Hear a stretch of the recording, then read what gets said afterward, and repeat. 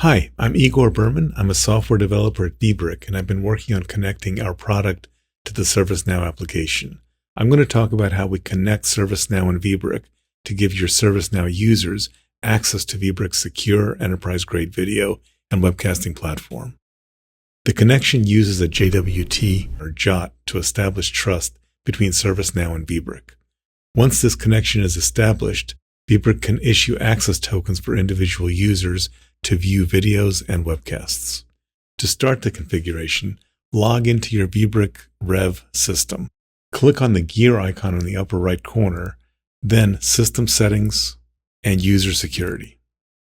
Make sure that Enable JOT Authentication and Authorization is enabled, and then next to Encryption and Signing Certificates, click on Add New. Give the certificate a name and click on Auto Generate Signing Certificate. Then click the Save button. Since we're not going to be using a ServiceNow JOT provider for Vbrick authentication, we don't need to download the certificate at this time. ServiceNow also needs an API key to work with Vbrick. To set up a new API key, go to System Settings, then API Keys. Click on Add Key. Give the key a name, ServiceNow is fine, and a key, which can also be ServiceNow. Then click on Create. Click on Show under Secret and copy the secret to your clipboard.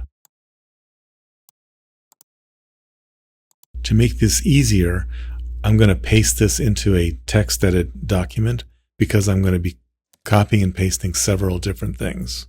Now, back in Vbrick, click on Accounts and copy the account host name and the account ID to the text document as well.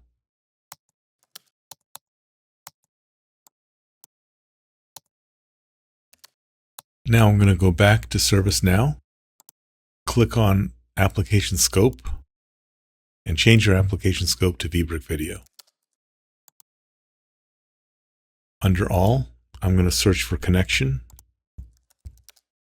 and then under Integration Hub, Connections and Credentials, click on Connections. I'm going to click on New, then HTTP Connection. For the name, I'm going to call it Vbrick. Then for connection alias, click on the magnifying glass to look up using list, and then search for Vbrick.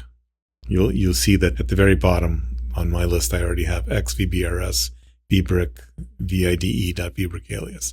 That's the one that I want. I'm going to click on that. Then I'm going to take that Vbrick URL I copied earlier and paste it into the connection URL field. It's going to be https://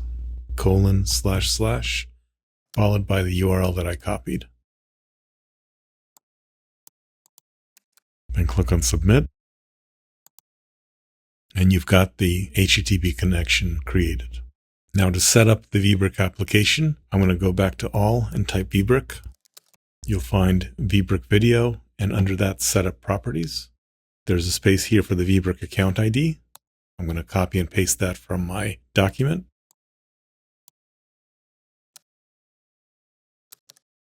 The Vbrick unique identifier defaults to email address. If you use something different, refer to your configuration guide.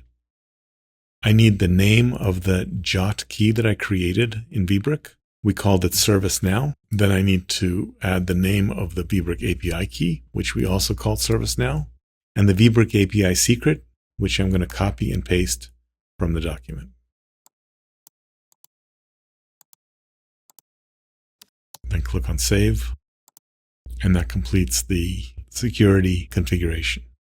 Your ServiceNow instance is now connected to your Vbrick tenant. Your users should already have accounts in Vbrick, and most customers use the unique email address as the username. If that's the case, then you're done. If you use a different field for a unique username, you can choose a different field. We have the option of email address, username, or custom field. If you have a custom field, you will need to fill out the Vbrick unique identifier and refer to your Vbrick configuration guide for details. One more thing you need to do is set a global property to enable Vbrick as a media site. To do that, I'm going to go to All and type sys_properties_list.do. This takes me to the system properties table. Under name, I'm going to search for glide.html.enable. And I need to add Vbrick to glide.html.enable_media_sites. So I'm going to go back and look at the Vbrick URL. In this case, it was SN demo. I'm going to copy that, and I'm going to add it to the comma-separated list on this form and click on Update. Users should now be able to take advantage of Vbrick's enterprise-grade video platform within your ServiceNow instance. Thank you for watching.